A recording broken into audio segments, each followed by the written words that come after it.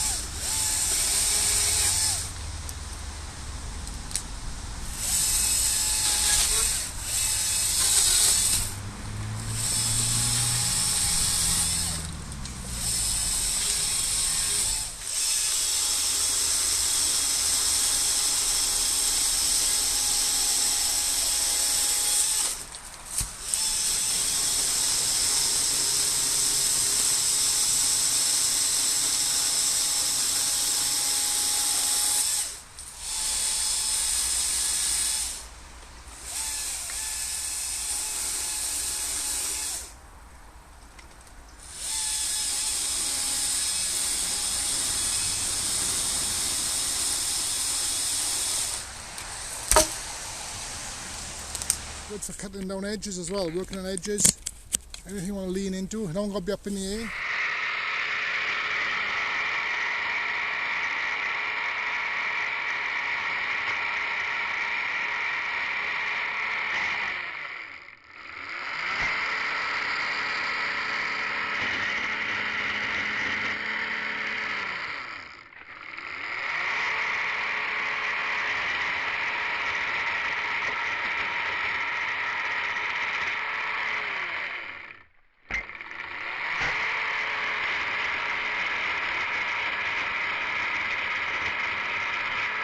Use my pole saw for cutting back brambles, fern, everything as well.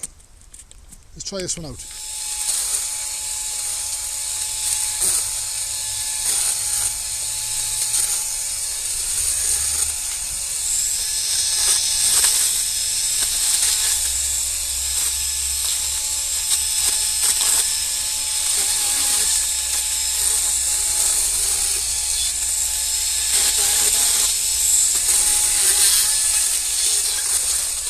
Out specially to buy this to cut back edges. I'm just showing you that it will do it. I want to see if it'll do it. You've got a chance you can knock a chain off if you're cutting stuff on angles. Got to be careful, especially with these little chains. They like stretch easy, but it done it. Yeah, shows you can do it.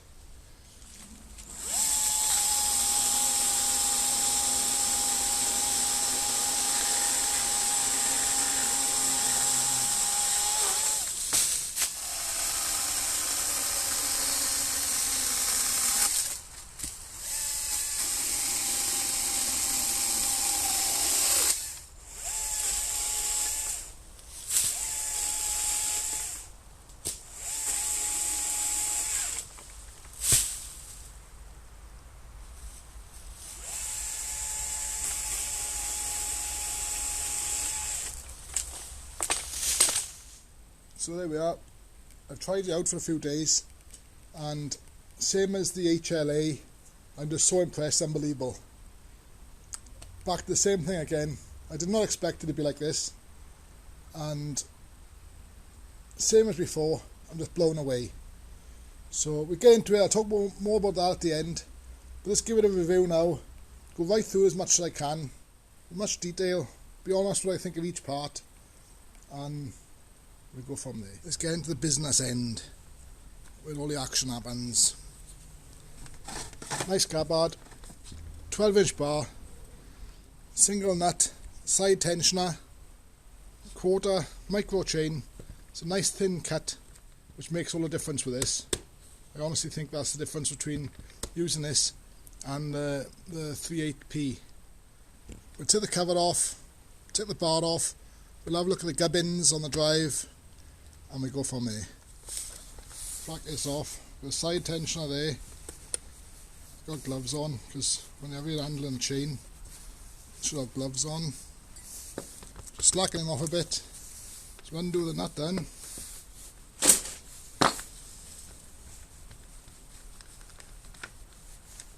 As you can see, I've been using it. So it's a demo machine, 2015. I don't know if the slightly newer ones are a bit different, but that's what this model is. Nice captive nut. Can't lose that in the grass somewhere in the bloody woods. On the long grass end, looking on for it. That looks pretty good. Nice thick plastic. A recess there for the drive, for the sprocket.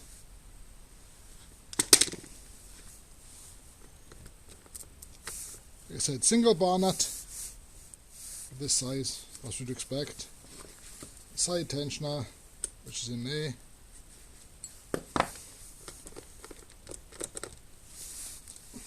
Like I said, nice quarter chain, quarter pitch, so nice precise cut, and that's what makes all the difference with this. I honestly believe that.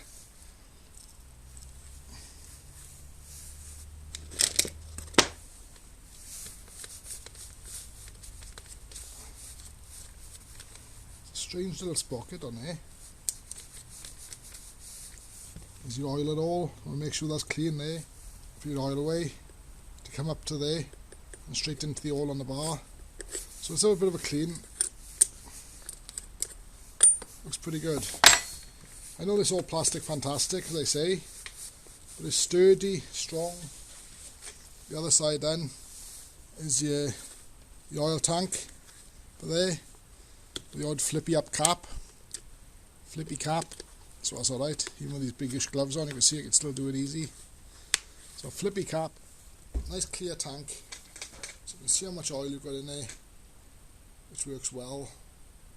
Like I said, plastic fantastic, but robust, strong, no problem at all with that, as the Americans call it, a scrunch.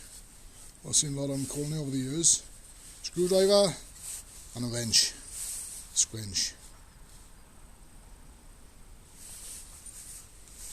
So I don't know if this will go down in there. Just clean the bar out, make sure the oil holes are always clear on the back there, make sure oil holes are clear, pull away from the sprocket at the end. Don't know if this is going all the way through, to be honest though, just to keep it clear a bit. Wash it off, right? It looks pretty good in here, gotta be honest.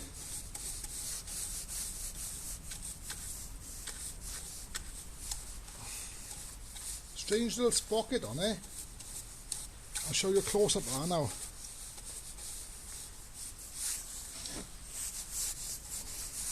It's a non-greasable end. Well, stills are like that. I like this granular, I've got the grease all there. Well, that's the ones you want to make sure. If you've got the bar on that way, if your bar's on that way, the equivalent oil all there, I want to make sure that's cleaned out there. Otherwise, if that blocks up, when we get no oil onto your chain. So always check every so often, and you're way to go. I should keep going good. There's the sprocket, there. The lead clip holding it on. Quite a cool little device. You change that quite easily. Just lead clip out, put a new one on, if you go out. But that looks a sturdy, substantial little thing there. So it's a straight drive there off the motor. Before you do any work on the business end with a chain, anything is sharp wants to hurt you, make sure you take the battery out. Let's put them back together. So put the chain on the bar first. Put the chain on the bar first. I think that might be easier on this type. That's what we want the gloves on for. Don't want no cutties. Don't want no oozing blood all over the still. Spoil the finish. Put it on in one piece like that, one go like that. So that's on there. And then the cover, straightforward, goes on.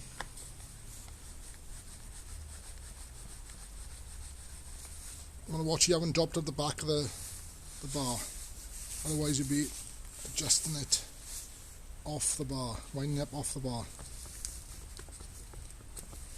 Just wind it up then, there we are, it's still in the bar, make sure it's still in there. And tighten up a bit more.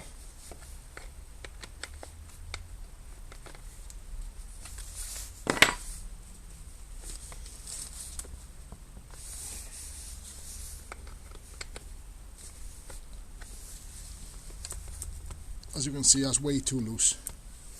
So take out a little bit of tension. Still way too loose. You don't want no sag down under the chain. Nice bit of flick to it. So you want a bit of tension. Make sure it's still free enough to turn alright, especially with a little electric one. I think if it was too tight, it'd be using the battery more than it should be by trying to turn the chain. We go for that.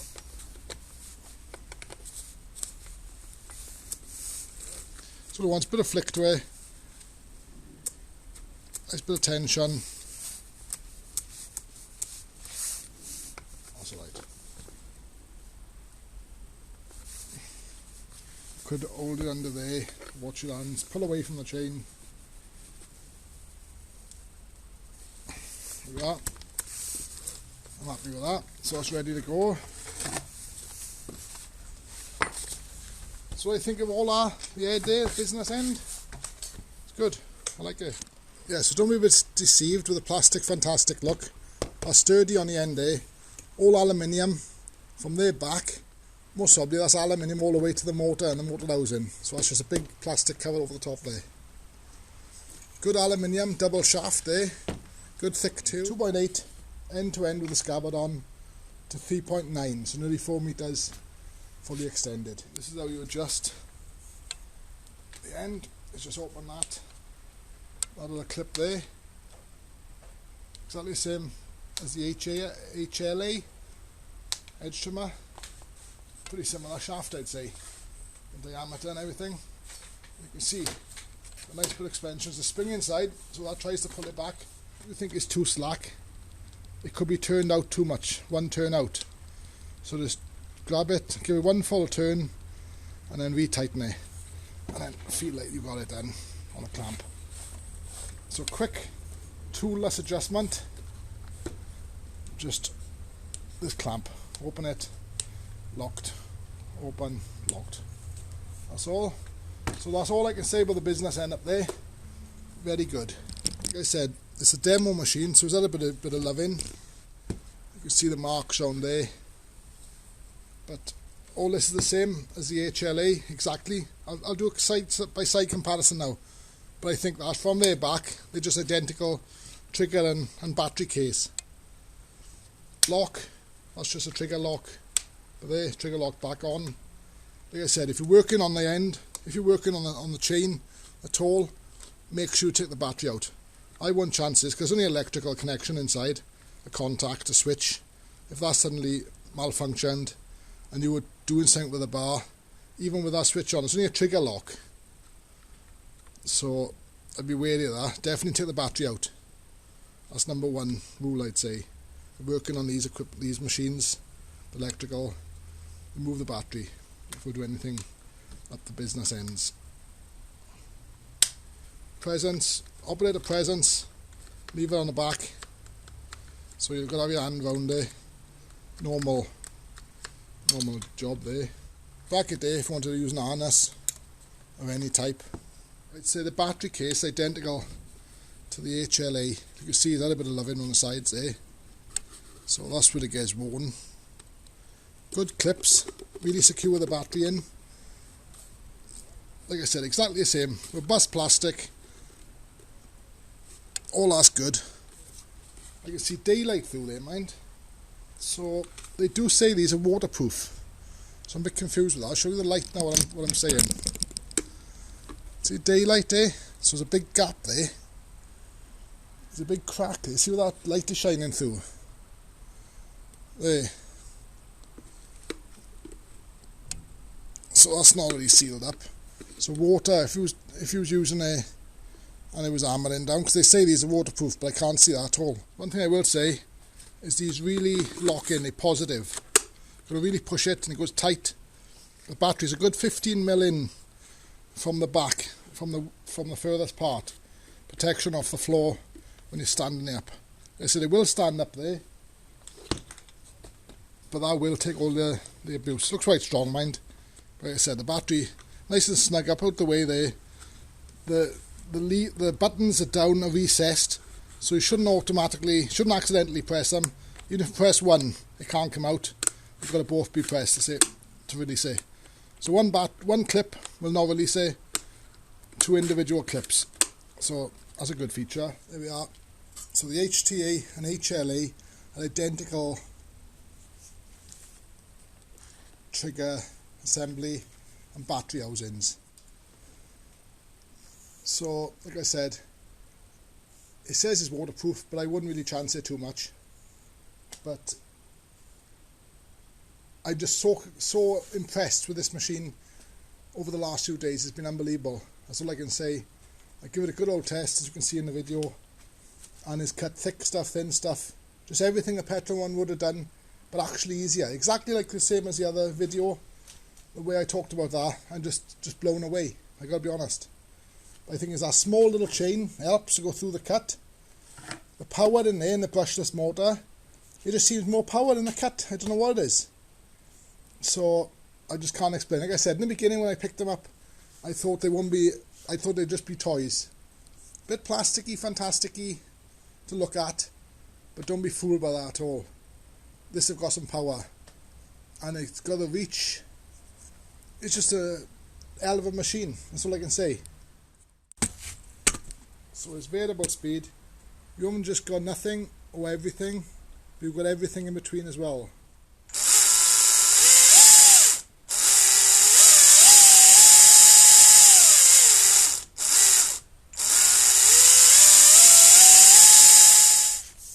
So deep into the wood, it's like just over 10.5 inch outside, actual cuttable bar, cuttable chain. Yeah, so I've used this now for a few days. Some of the footage is a bit dark. It was very overcast, the weather, there's no sun at all, so exactly the same as the edge cutter. It might look like a toy, but it's far from a toy. It's a real serious bit of kit. And the battery I couldn't even get to go down much. I done a fair bit of cutting them, like 6-inch stuff, up to 6 inch, might even be 8-inch stuff. So is this Stihl HTA 85 any good? Yeah, I think it's really good. It's fantastic, to be honest though. I usually say plastic fantastic, but I really like this.